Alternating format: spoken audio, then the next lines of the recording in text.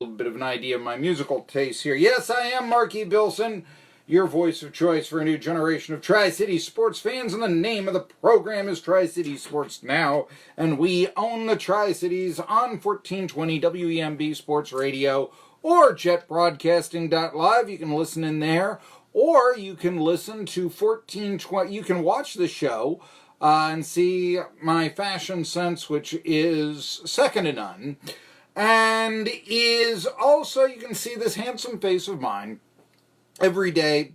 We archive the show on the 1420 WEMB Sports Radio Facebook page, which is not only the most followed Facebook page of any sports radio station in the market, but I believe when I got up this morning, we were 12 back. There are 3 other sports radio stations in this market. And the one that has more likes than ours does, we're only 12 back, I think. So go like us on 1420 WEMB Sports Radio, because let's say you're listening in your car right now and you can't listen at 1, but you'd like to hear what Jerry Bonkowski has to say about the race at the Chicagoland Speedway. That's coming up at 1, but you're not going to be available to listen to it at 1. Okay. Or at 1:30, and I talked to Josh Brown of Knockahoma Nation about the Braves, the first place Atlanta Braves, though they lost a game yesterday, and we'll talk about that. All that stuff we'll have, and, perhaps you'd like to speak about it. Okay, sure. But where we're going with this is a lot of times you can't listen live. And also, historically on radio, you did an interview, and what happened? It was lost into the airwaves. Well, we now record everything. We archive it on the 1420 WEMB Sports Radio Facebook page, so you can get, and all right, I missed the interview with Kelly Harper. Well, go there now and listen to it. I missed the interview with SoCon John Hooper. You know what? This is the last day that John Iamarino is going to be the Southern Conference Commissioner to a certain extent last weekday. On July 1, then Jim Schaus takes over. So, coming down from Ohio. All right. He's going to have this to deal with, though. He's going to have to deal with this for a scenario in the very near future. This, of course, is Marky's monologue. I want you to imagine this scenario for college sport, and this could happen very quickly. The best college teams in the NCAA in every sport will all be in California. They're dominant, getting the top talent in every sport from football to tennis. But they're prohibited from winning a national championship. This could happen very quickly. If certain legislature goes through and the NCAA carries out on their threats, this has been talked about a lot on some national networks and others for the national talk shows, the Fair Pay to Play Act, which will permit all college athletes in California to be compensated for their likeness. It recently passed the state Senate in California 31-5. It mirrors a federal legislation that was introduced by Mark Warner, a Republican over in North Carolina. And in it, if athletes are not allowed to profit off their likeness, think Ed O'Bannon. If you're not familiar with that, I'll rehash your memory here in just a sec. And if the NCAA is not willing to allow the Ed O'Bannons of the future to profit off of their likeness, I'll explain that in a minute if you're not familiar, then the NCAA will not be able to forego tax. They won't be able to have tax exemption status.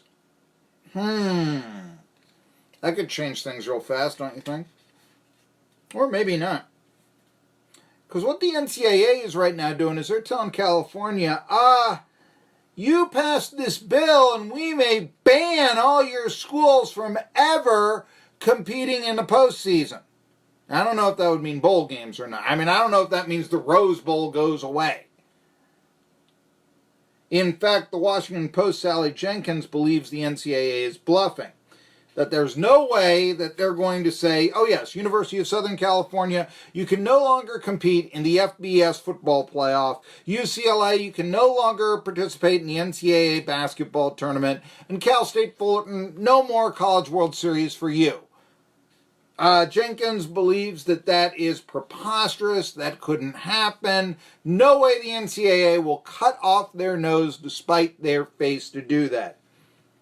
However, the NCAA is a very political animal, and they've used their influence in politics, in state legislatures, to say, think our way or else. Now, about 20 years ago, 2001 or so, the NCAA Final Four, the men's basketball tournament, was going to be held in Atlanta. But at that time in Georgia, they had a state flag that had the Confederate battle emblem, the St. Andrew's Cross, on it. And it's not that people call it the Stars and Bars. It's not that. The Stars and Bars was a whole different flag than the X of the Confederate flag that people now just, go up in arms about. And so the state of Georgia caved. They changed their flag. They've changed it twice, as a matter of fact. And it no longer has the battle flag on it. The naval jack is what, I think officially, it's not, like I said, people, the St. Andrew's Cross, the Confederate flag that people get so upset about and all this, the one with the X, there was Hank Williams Jr., Leonard Skinner, Dukes of Hazzard, that one, well, that's not the Stars and Bars. It's actually called the Naval Jack. This is not, no. Stars and Bars was the first Confederate flag of the government. It kind of resembled the state flag of Texas, if you want to know. It didn't look exactly like it, but, it kind of resembled it. And that's something people don't know. Whenever you hear people say the Confederate flag is the Stars and Bars, they're almost always referring to the wrong flag. But yeah, they took off the naval jack emblem, if you will, the Navy Jack emblem, from the Georgia flag. NCAA basically got that done. They've tried to get Mississippi to change their flag, which has the Confederate emblem on it, and they said, we're not going to play championships in Mississippi if you don't change the flag. Mississippi has basically said, we don't care. How many championships do you play in our state in the first place? That sort of thing. Ed O'Bannon was power forward in UCLA when they won the national title in 1995. EA Sports at that time, the EA Sports video games, they put his picture on the box or the cover of their game, so to speak, and O'Bannon said, hey, wait a minute, I haven't been compensated for this. And he sued, and he won a $40 million settlement, although that was distributed to other people whose likeness or names were used in the game. So O'Bannon didn't get, filthy rich over it, but he got a lot of notoriety on this. And then EA Sports quit producing the video game, which is another cut your nose off to spite your face type of thing. It could have been continued to be created and sold. Don't let anybody tell you that it couldn't be. You didn't have to use the actual players' names. I mean, what you could do, if you really wanted to do it, is instead of O'Bannon, just put down in the game UCLA power forward and then have his stats in the game. It wouldn't have been any less of a mockery than when EA Sports was using an alias for Barry Bonds in their baseball games because he didn't sign a licensing agreement. Now, plenty of college presidents and coaches will still recite the lines of how college sports are bastions of amateurism and how the athletes are already compensated with scholarships, which they are, and don't sneeze at that. And that's why this bill is expected over in California to pass, from what I'm reading. But the University of California systems and the Cal State University systems, they're both absolutely opposed to it. But if the legislations, and for that matter the NCAA threats, carry out, I want you to imagine what would happen. Why in the world, if you were a 5-star blue chip athlete, would you ever not go if that's the one place that you can actually get paid for your likeness and actually make money as a college athlete, why in the world, if you had the opportunity, would you not go to a California college or university, as the case may be? And I don't care if you're from California, I don't care if you're from East Tennessee, I don't care if you're from Maine or Minnesota or Miami. Why would you not go to California if you had the opportunity, if you were a blue chip athlete? If you were one of those guys that could go anywhere, why in the world would you go to Alabama anymore? Because you couldn't get paid there, but you could, and you could get a nice car from a booster if you went to San Diego State, for crying out loud. I mean, all other 49 states you theoretically will offer you is the words of the school fight song. I mean, the scholarship, everybody does that, but they'll do that in California. Plus, hey, do these ads while you're playing here for the Trojans or the Bruins or Loyola Marymount or whoever. You'll make money. And if the NCAA says, well, do that, we won't let you play in the NCAA tournament, who cares? You know what will happen? There'll be a California championship, and it'll probably be held in higher regard than the NCAA championships. Oh yeah, what if the backup quarterback at UCLA is drafted into the pros, and Jared Guarantano or whoever at Tennessee isn't? It's pretty hard to say then that, you know, the national champion of the other 49 states is not worse than the national champion. Wouldn't be the national champion, but the state champion of California if all the blue chippers are going out there because they can get paid. Now think about that.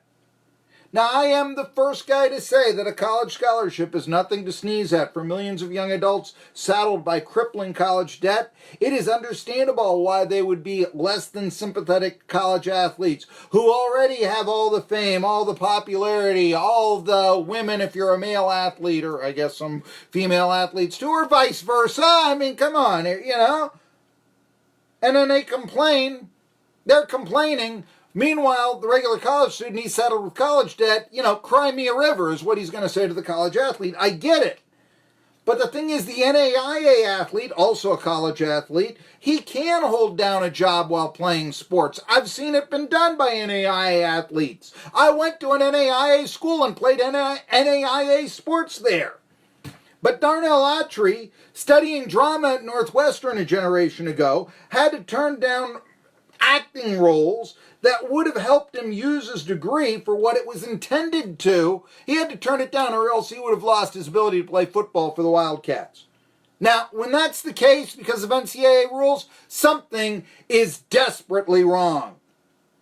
It's fairly obvious the NCAA cannot continue on its current path. I mean, you've got two pieces of legislation out there trying to change things. What can they do? Twiddle their thumbs? Really?